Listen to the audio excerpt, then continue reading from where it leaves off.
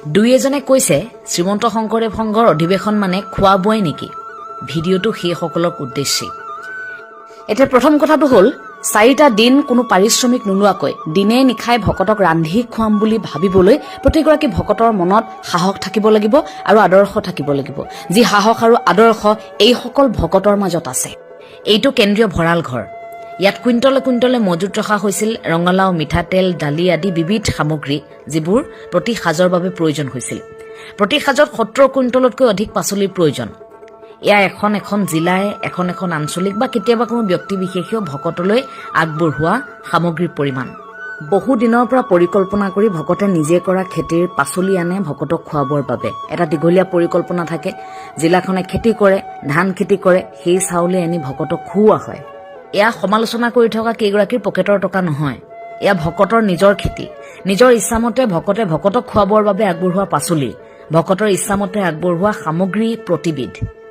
কিহৰ বাবে আচলতে ইমান কষ্ট কৰে ৰন্ধনকৰ্মীসকলে জানেনে? বস্তাই বস্তাই এই যে গাজৰ, বিলাহী, বেঙেনা, বন্ধাকবি এইবোৰ যে কাটি পাহাৰ সদৃশ দম কৰি ৰাখিছে কিয়? সকলোৰে উদ্দেশ্য এটাই, কেনেকৈ ভকতক আপ্যায়ন কৰিব পাৰি। এয়াই মানৱ সেৱা। এয়া ৰাইজৰ টকা পানীত পেলোৱা বুলি নকয়।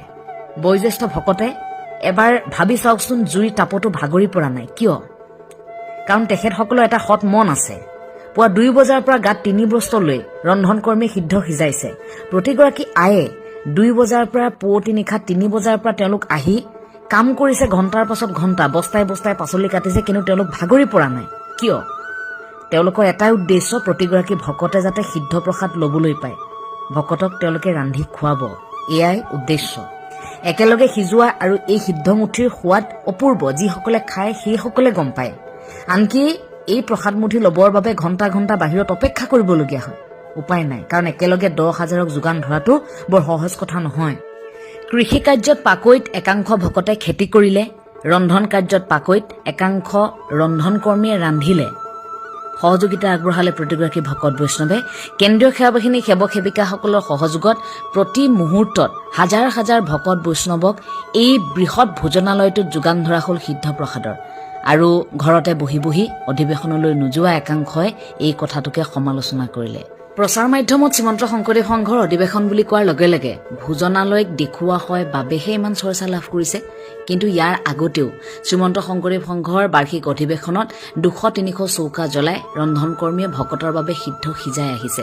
সেয়া প্ৰচাৰ মাধ্যমে প্ৰচাৰ কৰক বা নকৰক, এয়া কিন্তু বহু বছৰৰ পৰা এনেকৈয়ে চলি আহিছে।